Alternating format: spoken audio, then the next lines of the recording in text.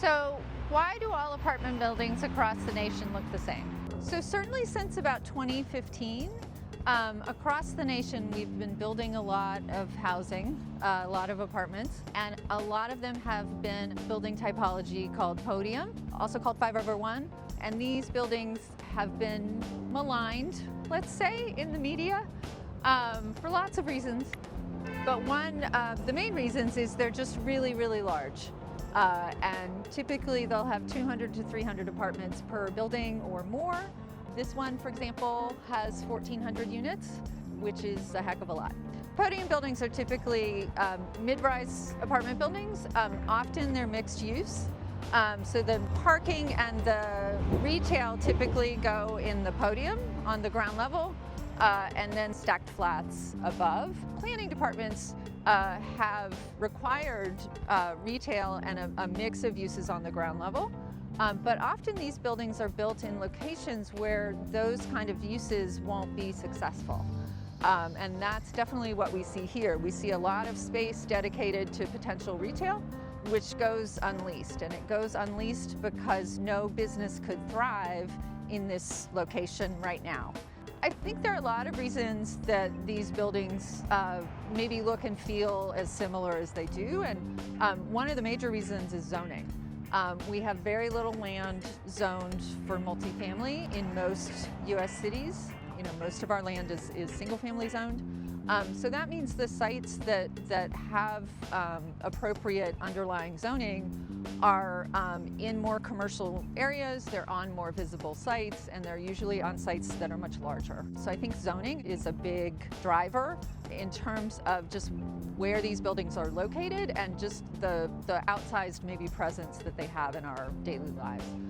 The other thing for sure is our building codes. So the actual typology is facilitated by a novel interpretation of the code that happened in the 90s that got taken up across the US. And the reason we could do that is that our building codes are largely the same.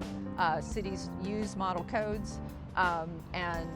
So the code that operates in Nashville is pretty similar to the code that's going to operate in Los Angeles or Raleigh or Atlanta or virtually any place in the US. So I think the building code is really the thing that has facilitated this phenomenon.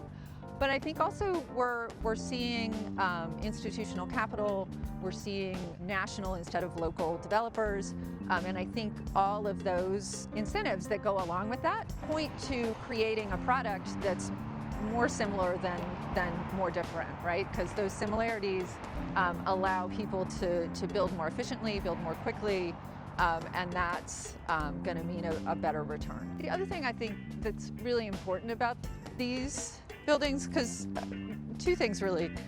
In some ways, the architecture doesn't matter, right? Because this is housing, we have a housing crisis, we need to build a lot of housing.